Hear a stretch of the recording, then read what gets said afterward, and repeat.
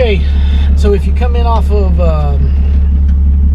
411 onto 30, it's about 6.5 miles to the Lost Creek sign, and you'll turn on Lost Creek coming from 411. All right.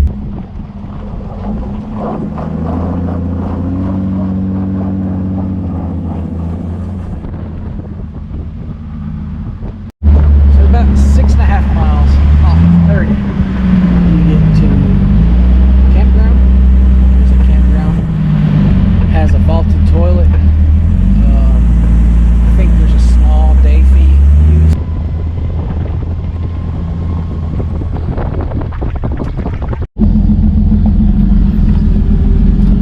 At about 10.1, you will come to a three-way intersection if you're going to the Powerhouse or McFarland.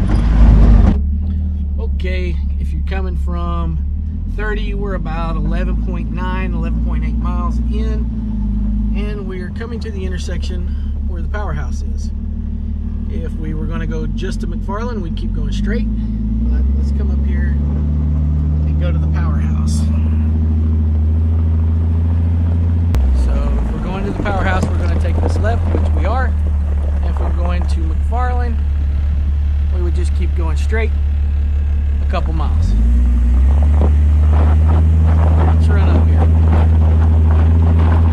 Oh yeah, by the way, if you were interested, it's right there.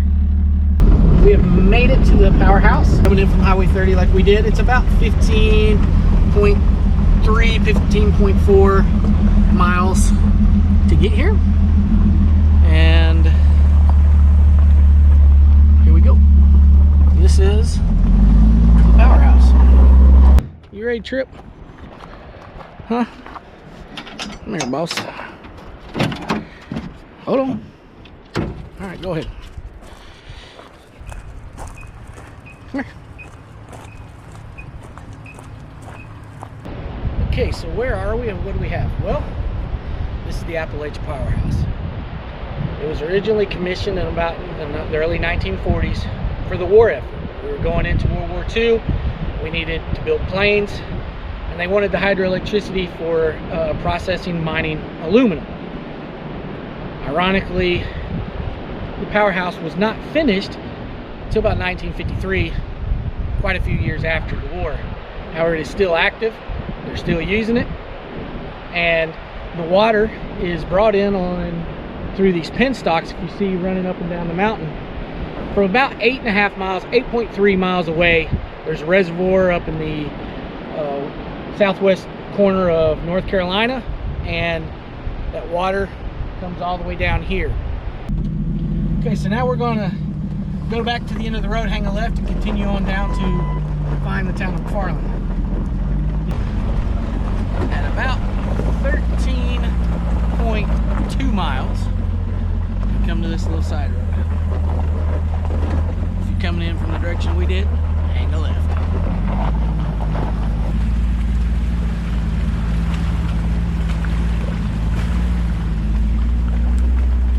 All right, so what exactly do we have here? What are we looking at? Well, we're looking at a third of a structure. This is what's left of a concrete mill. It was 3 stories high, and it sat right here. And McFarland was basically a town built out of necessity. The people that worked here provided all the concrete for the Powerhouse, and this is where it was made.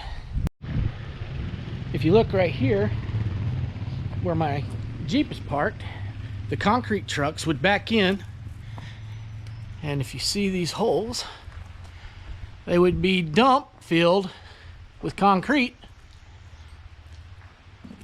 or cement through these holes.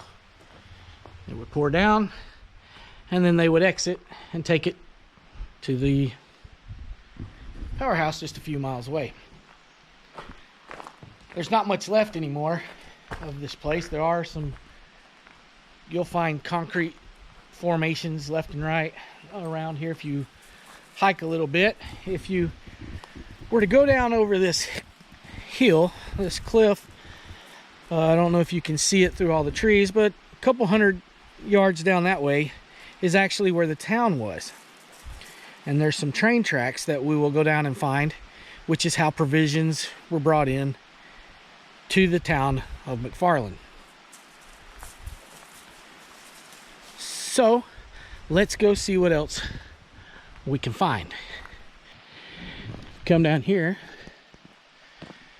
you get to one of the pipes that was installed. All right, so what is this structure behind me? Well, remember the penstocks that were at the Powerhouse? This is one of them. This is where it comes through the mountain.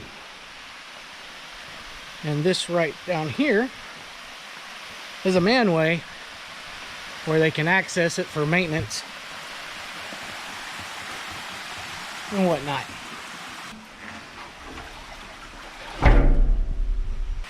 All right, so let's go back to the Jeep. We'll jump in it, we'll go a little ways, and I'll show you the road that actually takes you to what was the town of McFarland.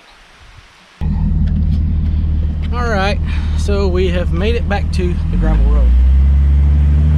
Hang a left, go just a little ways, so you don't go very far. Here it is. This road right here is the road that came in and out of the town.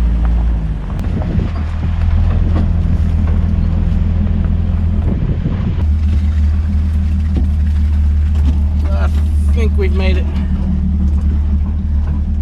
about as far as we're going to get to driving.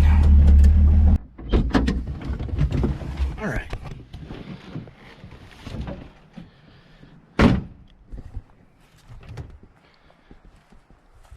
So what is McFarland? Or what was McFarland?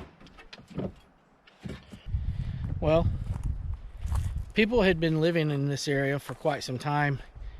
Since the 1700s, it was an area known as the Hills Community. And like I said, the Powerhouse was commissioned in 1940, so the town of McFarland came to exist. Now, in its heyday, there was a post office. They had several permanent homes. There was a general store, and there was even a two-story hotel. Now, the hotel was often referred to as the general or the government house because it consisted mainly of forestry personnel, forest rangers and whatnot, because the Cherokee National Forest was also being developed.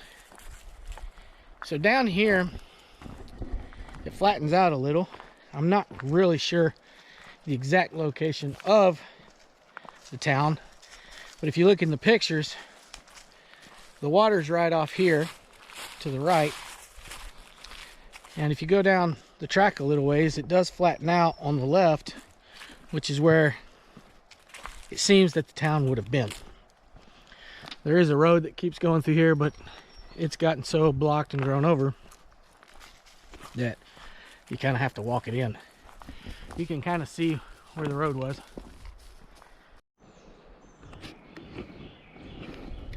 So now what's left? Well, not much. Once the Powerhouse was built, there was really no need for the town anymore. So it kind of just disappeared. And nature did what it normally does. It just retook what was its before. All right. Come on, buddy. Up. Come on. Go. Good boy.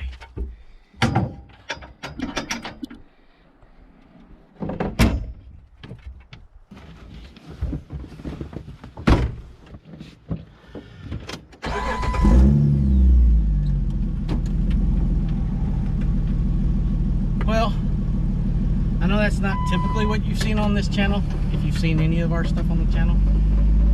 But if you like it, drop me a comment, tell me what you would like to see. Our channel's called Rocklander because we don't just rock crawl. Sometimes we get out, we overland, we camp, sightseeing. Next year, there's going to be a lot more of that kind of content. We've got a big trip planned out west, going through Arizona, up into Moab and Colorado. So I hope you enjoyed it. Come back and hit that like button, subscribe, help us out, help us grow, and hopefully we'll see you out there again. Until then, y'all be safe and keep the rubber side down.